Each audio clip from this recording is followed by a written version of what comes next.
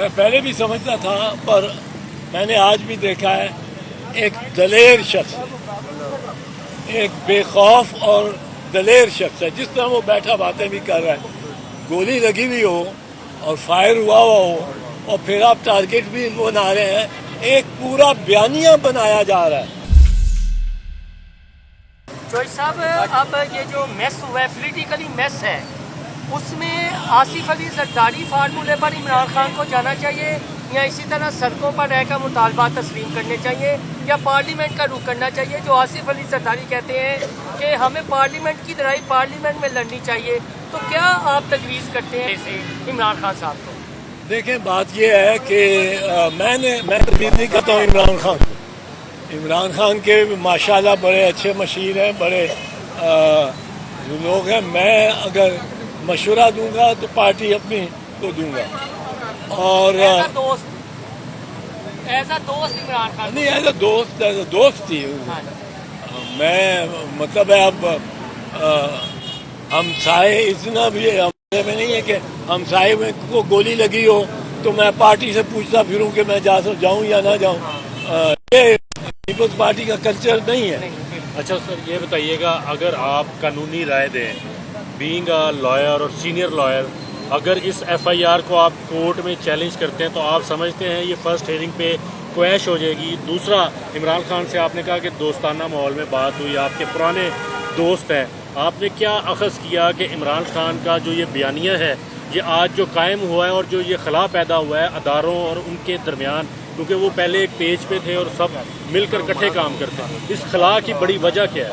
پہلی تو بات یہ ہے کہ عمران خان کو میں پہلے بھی سمجھتا تھا، پر میں نے آج بھی دیکھا ہے ایک دلیر شخص، ایک بے خوف اور دلیر شخص ہے. جس طرح وہ بیٹھا باتیں بھی کر رہا ہے، گولی لگی ہوئی ہو اور فائر ہوا ہو اور پھر آپ ٹارگٹ بھی بنا رہے ہیں.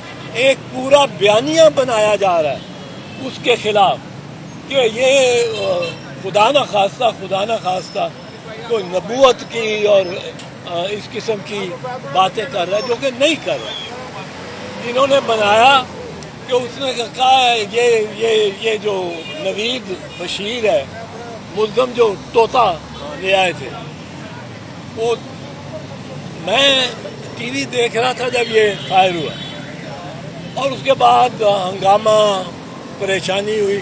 اس کو دیکھا عمران خان کو گاڑی میں بیٹھ کے بٹھاتے ہوئے تو تسلی ہوئی. پھر 20 منٹ کے اندر ایک طوطا آ گیا اور پولیس نے پریس کے آگے اس کو پیش کر دیا، اور وہ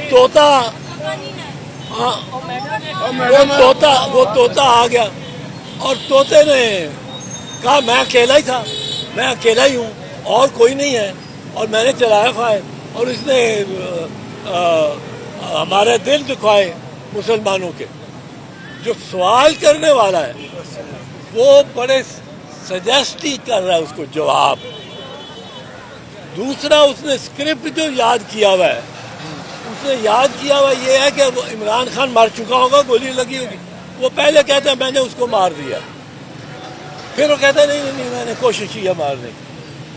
تو یہ جو میں نے تو اسی وقت مجھے میڈیا پہ فون آنے شروع ہو گئے، تو میں نے کہا یہ تو ایک طوطا بولتا ہے جس سے ساری قوم. میں نے سمجھایا کہ 20 منٹ میں کوئی ملزم کو پڑھا کے پولیس میڈیا کے آگے نہیں پیش کر سکتی.